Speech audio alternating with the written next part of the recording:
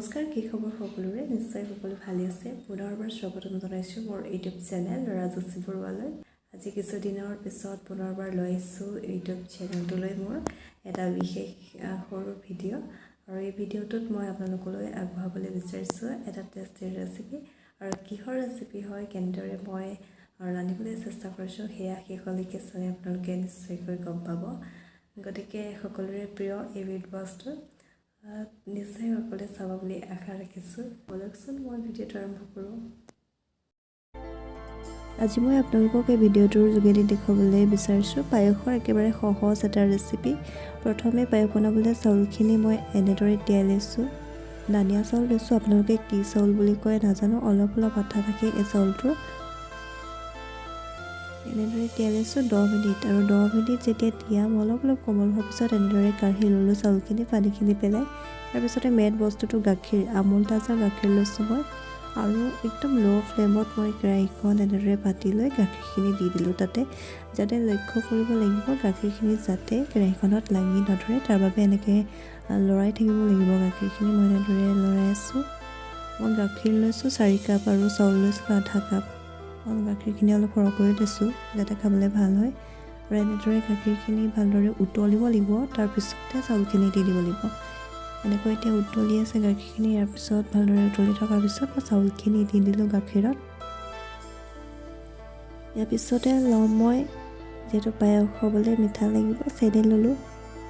চেনি মই 1.5 কাপ দিম। এনেদৰে প্ৰথমে 1 কাপ দি ল'লোঁ সৰু কাপ এটাৰে, এনেদৰে 1 কাপ, আৰু সোৱাদ অনুযায়ী আপোনালোকৰ দিব পাৰে চেনি। তাৰপিছতে আৰু আধা কাপ দি দিম, 1.5 কাপ হ'ব চেনি। এয়া এনেদৰে দি দিলোঁ। ইয়াৰ পিছত পুনৰবাৰ মই লৰাই থাকিম। পায়স বনাওঁতে এটা কথা লক্ষ্য কৰিব লাগিব যাতে লাগি নধৰে, সেইকাৰণে একদম কম ফ্লেমত দিছোঁ মই, আৰু এনেদৰে লৰাই আছোঁ যাতে লাগি নধৰে, পায়সখিনি খাবলৈ যাতে বেয়া নহয়গৈ। তাৰপিছতে আৰু আপোনালোকে যি মন যায় তাত দিব পাৰে। মই কাজু আৰু এনেদৰে কিচমিচ লৈছোঁ, কাজু দিলোঁ, আৰু ইয়াত কিচমিচ লৈছোঁ, কিচমিচ কেঁচা এতিয়া দি দিম মই পায়সখিনিত। ইয়াৰ পিছত আকৌ উতলিব লাগিব। ল' ফ্লেমত দি এনেদৰে উতলাই আছোঁ যাতে চাউলখিনিও ভালদৰে সিজি যায়গৈ। মই যিহেতুকে একেবাৰে কোমলকৈ তিওৱা নাছিলোঁ চাউলখিনি। এনেদৰে মই লৰাই থাকিম এতিয়া পায়সখিনি,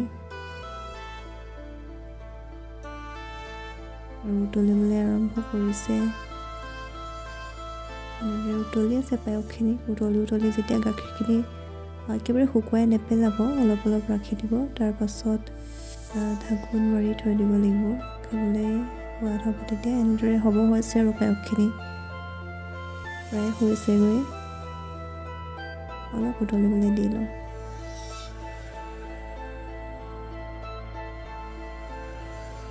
গাখীৰখিনি যেতিয়া উতলি একেবাৰে শুকাই আহিব, আৰু যেতিয়া আপুনি গম পাব পায়স হৈ গ'ল, ইয়াৰ পিছত মই ঢাকোনখন মাৰি দিলোঁ। এয়া আমাৰ পায়স ৰেডি।